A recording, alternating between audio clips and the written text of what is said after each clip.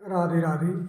Welcome to your favorite YouTube channels, Real World of Mathematics with me, Mr. Sanjay Chaudhary. आज हम लोग जो discuss करेंगे वो है सेट ऑपरेशंस यानी कि समुच्चय की संक्रियाएं। चलिए स्टार्ट करते हैं आज का टॉपिक। तो आज हम बात करेंगे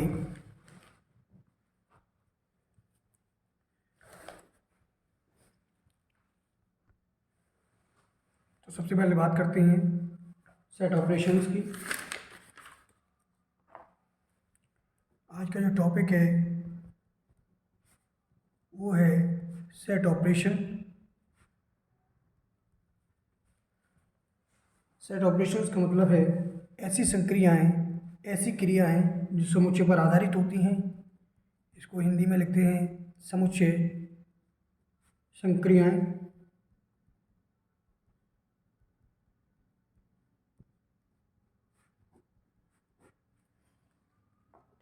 तो जैसे हम लोग मैथमेटिकल कैलकुलेशन करते हैं, minus, plus, multiply, divide, intersection, diffractions, ये सारी क्रियाएं जब समुच्चय के साथ की जाती हैं तो उन्हें समुच्चय संक्रियाएं कहते हैं। तो सबसे पहले, और ये एक समुच्चय का दूसरे समुच्चय के साथ क्रियाएं करना होता है, interaction with a set with another set is called an set operations with basic operations such as minus, plus, addition, subtraction, etc. Now let's begin. The first and the most is union of set.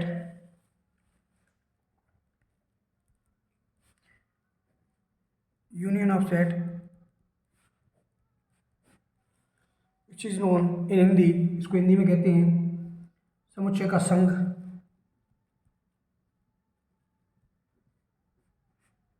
समुच्चय का संघ। इस समुच्चय के संघ की बात करें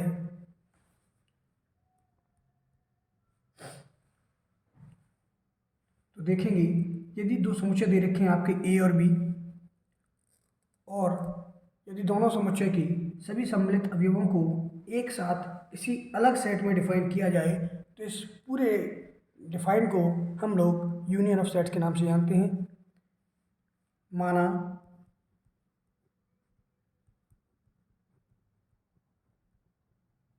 दो समुच्चय ए एवं बी है। माना दो समुच्चय ए एवं बी है। यदि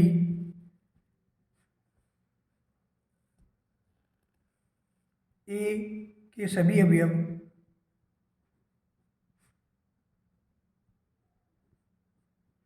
तथा बी के सभी अवयवों को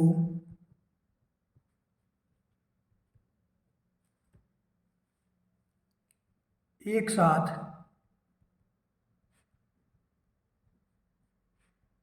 रखा जाए तो इस प्रकार ए व बी सेट में क्रिया है। ये क्रिया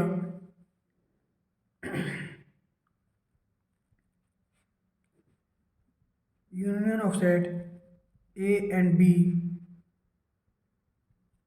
कहलाती है तथा इसे ए यूनियन बी से प्रदर्शित करते हैं। अब इसको लिखेंगे ऐसे कि A union B is equals to set of X such that X belongs to A और एक्स बिलोंग्स टू बी। यहाँ और का मतलब है या से, या तो वो ए में हो या बी में हो, अर्थात सारी चीज़ें एक साथ कॉमन ले ली जाए। जैसे फॉर एग्जांपल हम लोग एक बात करते हैं, एग्जांपल लेकर चलते हैं। एग्जांपल है आपके पास में, मान लीजिए सेट ए में एलिमेंट हैं आपके 1 2 3 4। सेट बी में आपके एलिमेंट हैं 2 3 5 6। तो जिन दोनों का सेट कहलाएगा ए यूनियन बी, इसमें आपके एलिमेंट होंगे 1 2 3 4 5 एंड 6। हम लोग जानते हैं कि repetition of elements not allowed in set, यानी कि जो अवयव है उनका लगातार क्रम या पुनरावृत्ति किसी भी सेट में डिफाइन नहीं की जाती। आई होप आप लोगों को समझ में आया होगा। थोड़ा सा हम लोग इसकी बेसिक कॉन्सेप्ट की बात कर लेते हैं। ठीक, तो देखते हैं अगर इसको वेन डायग्राम से दिखाया जाए। मान लीजिए आपके पास कोई सेट ए है और वहीं आपके पास सेट बी है। ये आपका सेट है ए, ये सेट है आपका बी। तो आपका ए यूनियन जो बी होगा वो इस प्रकार से शो ऑफ किया जाएगा।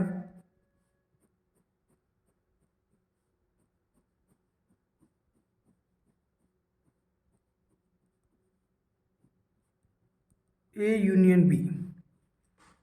ठीक, आई होप आप लोगों को समझ में आएगा। इसको कहते हैं वेन डायग्राम।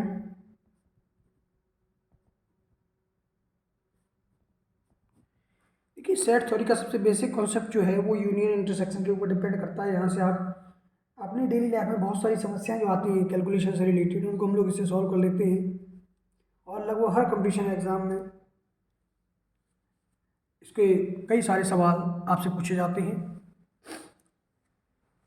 आई होप आप लोगों को ये समझ में आया होगा। तो यूनियन ऑफ सेट किसे कहती है कि ए और बी के ऐसे एलिमेंट जो दोनों में कॉमन भी हों और साथ में अलग अलग भी हों, यानी सारे element which belongs to set A and set B is also known as union of set A and B.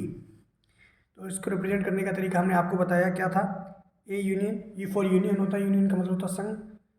जैसे मान लीजिए हमने भारत के राज्यों का संघ बनाया तो उसे भारतीय गणराज्य कहा गया।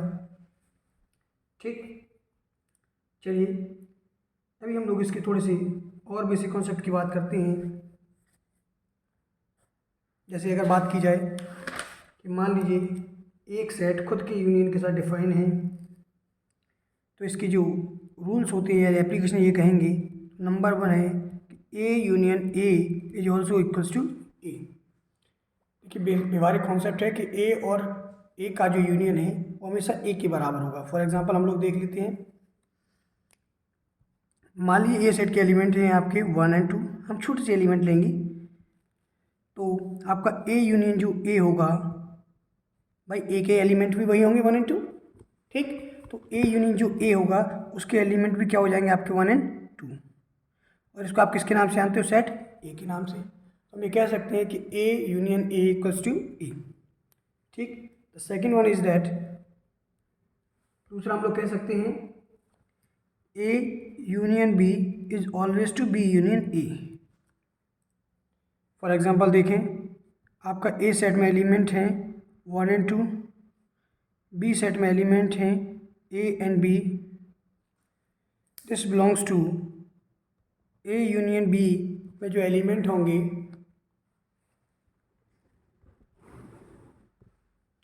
वो क्या होंगे? ए यूनियन बी में जो एलिमेंट होंगे वो जाएंगे 1 2 ए एंड बी। आप समझ गए होंगे कि सारे एलिमेंट जो दोनों में हैं वो आ जाते हैं। अगर रिपीटेशन हो रहा है एलिमेंट का तो repetition of element is not allowed in set theory. ठीक, number third one is that, देखिए साथ के साथ आपको एग्जांपल इसलिए समझाया जा रहा है कि आप लोगों को कोई परेशानी ना हो। अगर हम इसी को 3 सेट्स के लिए लेके चलें, A union B union C which is equals to A union B and union C, तो वही कैलकुलेशन होगी यहाँ। अगर हम 3 सेट के लिए डिफाइन कर दें, मान लीजिए मैंने सी सेट ले लिया एक, इसकी वैल्यू है 5 एंड 6, तो मेरा जो A union B union C हो वो क्या हो जाएगा? 1 2 ए बी 5 एंड 6। ऐसे ही आपका ए यूनियन बी यूनियन जो सी होगा वो आपका कहलाएगा, देखिए number of sequence is not allowed है ना, 1 2 A B 5 and 6, A union B union C, और A union B union C is always B equal. इसको हम लोग साहचर्य नियम से जानते हैं, एसोसिएटिव लॉ कहते हैं इसको इंग्लिश में। फर्स्ट वन आपका था कम्यूटेटिव। ठीक, तो लिख देते हैं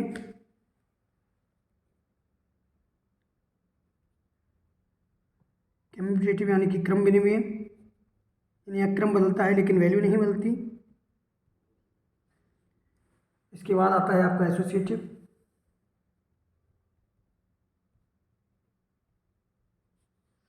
इसका मतलब होता है साहचर्य। और फर्स्ट वन इज आपका क्लोजर।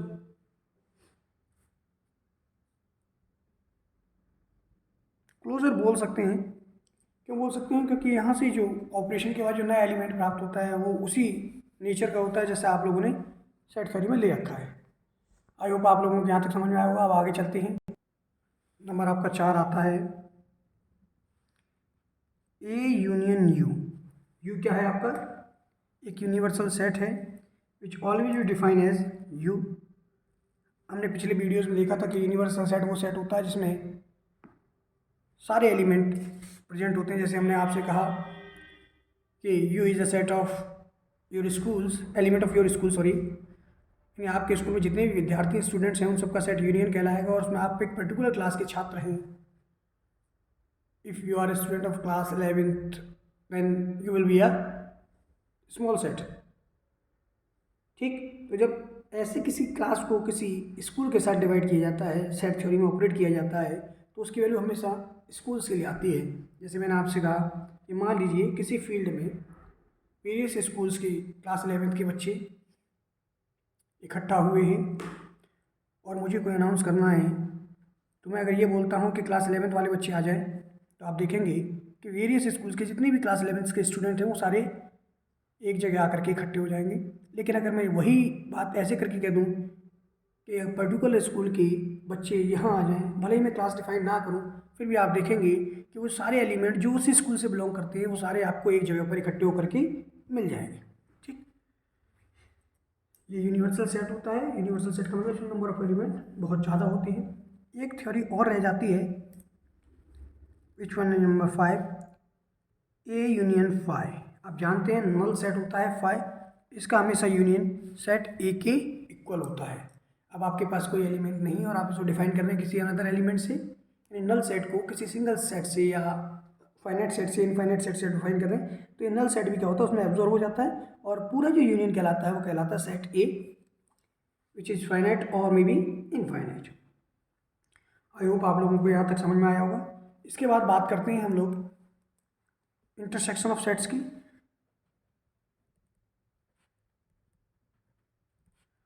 इंटरसेक्शन ऑफ सेट्स को हिंदी में कहते हैं समुच्चय का प्रतिच्छेद या सर्वनिष्ठ। हिंदी में कहें सर्वनिष्ठ समुच्चय। ठीक, हम लोग प्रतिच्छेदी के नाम से भी जानते हैं, तो इसको प्रतिच्छेदी भी बोल सकते हैं, प्रतिच्छेद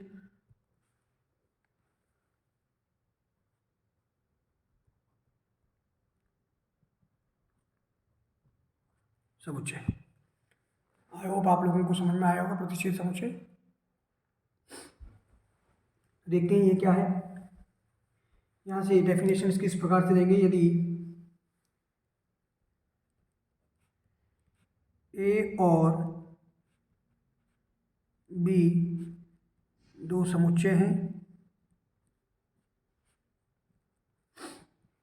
जिनके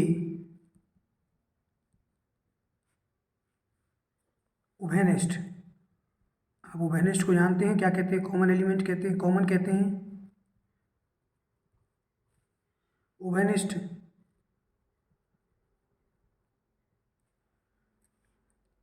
अवयवों का समुच्चय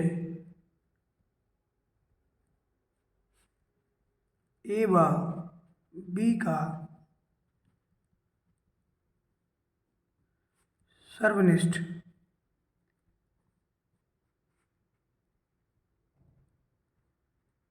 समुच्चय कहलाता है।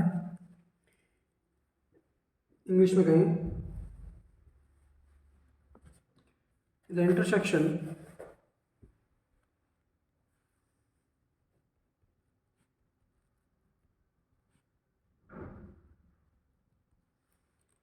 of sets A and B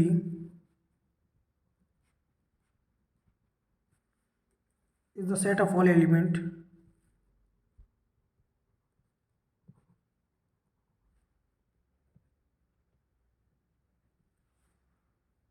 which are common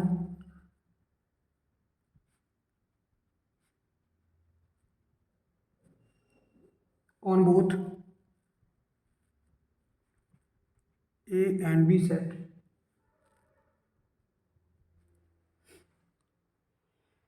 ये आपके दोनों लैंग्वेज की परिभाषा होगी। परिभाषा ज़्यादा मेजरमेंट नहीं होता है परिभाषा से आप लोगों की एजुकेशन का, लेकिन आप लोगों को पता होना चाहिए कि इंटरसेक्शन ऑफ सेट्स कैसे डिफाइन किए जाते हैं, सर्वनिष्ठ समुच्चय जो है उनको परिभाषित करने का सही तरीका क्या है। जैसे हम लोग एक एग्जांपल लेते हैं कि मान लीजिए आपका कोई एक सेट है ए, फॉर एग्जांपल बात करते हैं ए सेट के जो एलिमेंट हैं वो मैंने कुछ नाम लिख दिए हैं। जैसे चलिए इंग्लिश अल्फ़ाबेट ले लेते हैं इसके लिए, A B C E F, मैंने रेंडमली लिए ये सारी वैल्यू। बी,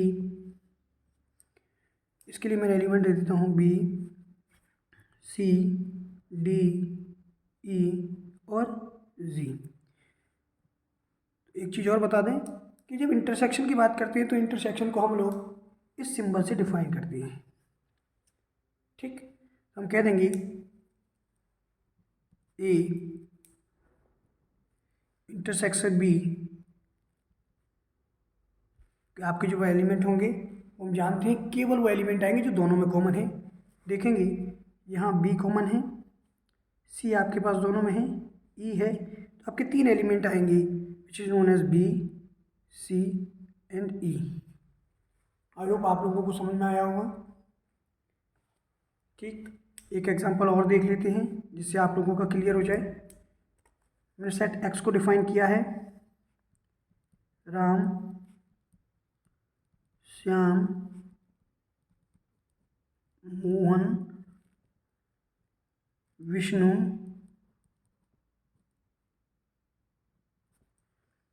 और सेट वाई को डिफाइन किया है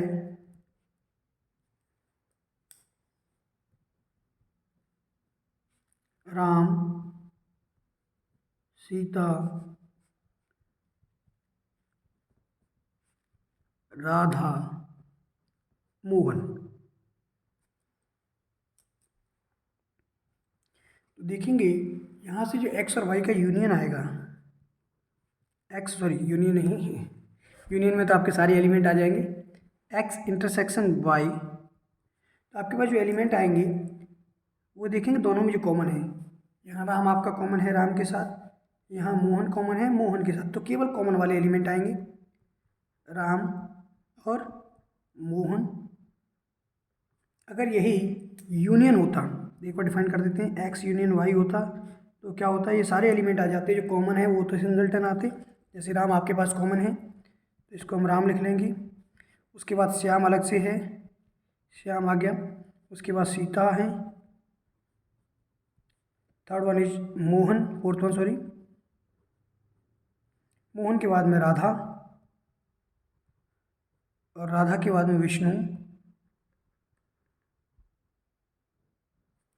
तो आप देखेंगे यहाँ वो सारे एलिमेंट आ गए जो कॉमन भी थे और अलग अलग भी थे। आई होप आप लोगों को कॉन्सेप्ट समझ में आया होगा।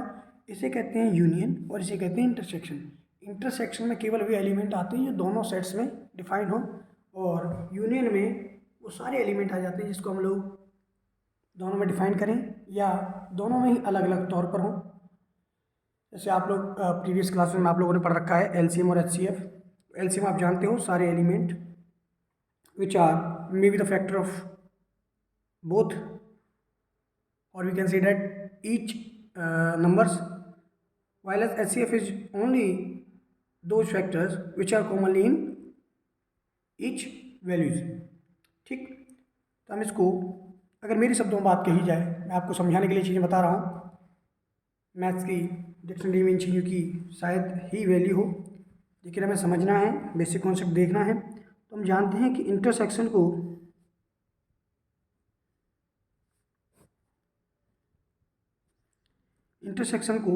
हम लोग किस नाम से जान सकते हैं, इंटरसेक्शन को हम लोग कह सकते हैं which is called HCF, while as union known as LCM. कैसे, एक एग्जांपल देख लेते हैं। मान लीजिए आपके पास दो नंबर्स हैं 15 और 12। इसके फैक्टर करते हैं 1 into 3 into 5, while as the factor of 12 equals to 2 into 2 into 4 3। ठीक, अब हम लोग इनका एचसीएफ निकालें। एचसीएफ में वैल्यू क्या आती है, केवल common element which are commonly present in both the factors which में equals to only 3 1 and 3, while as LCM which equals to 1 2 3 and 5। अब इन्हीं को थोड़ा सा हम लोग यूनियन और इंटरसेक्शन करके देख लेते हैं। तो मेरे पास क्या वैल्यू आती है देखते हैं। मान लीजिए सेट, इसमें ये एलिमेंट है। Set 15 is defined as 1 3 and 5, set 12 is defined as 1 2 2 and 3। तो रिपीटेशन एज नॉट अलाउड। तो हम ये कह देते हैं कि सेट 15 में जो एलिमेंट आएंगे वो हो जाएंगे 1 3 and 5, वाइल एज सेट 12 के जो एलिमेंट होंगे वो हो जाएंगे 1 2 and 3।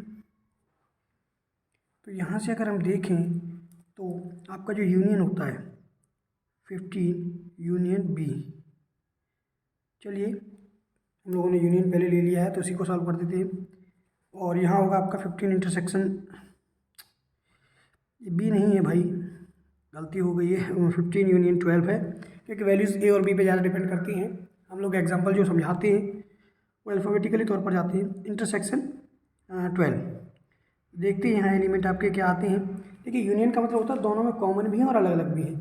तो यहाँ से देखेंगे 6 to 1 2 3 and 5, while as intersection only both element which are common। तो दो एलिमेंट कॉमन जो है वो आएंगे, तो आपका यहाँ हो जाएगा 1 and 3। आपने देखा HCF will always lies as intersection and LCM is always known as union। Basic concept आप लोगों को अगर यूनियन इंटरसेक्शन में थोड़ा सा डिफरेंट रहता तो आप लोग ऐसे समझ सकते हैं। आई होप आप लोगों को इंटरसेक्शन की वैल्यू समझ में आई होगी। इसको डिफाइन करने का तरीका यही है कि A intersection B X such that X belongs to A and X belongs to B. देखिए, यहाँ एंड का साइन था और यूनियन में और का साइन था।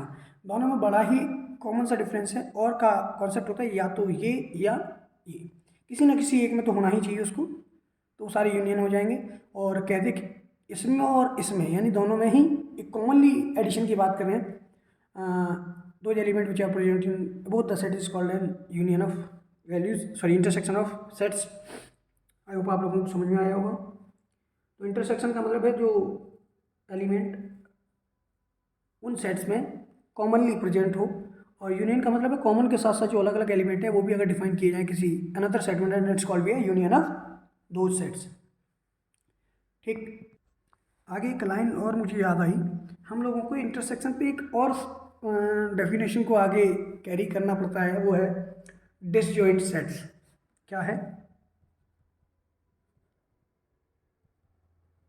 डिसजॉइंट्स ऑफ सेट्स? इसको हिंदी में कहते हैं विसंगित, विसंघीय भी कहते हैं, विसंगित या असंयुक्त समुच्चय। देखिए, ये वो समुच्चय होते हैं जिनके इंटरसेक्शन में कोई भी एलिमेंट नहीं आता।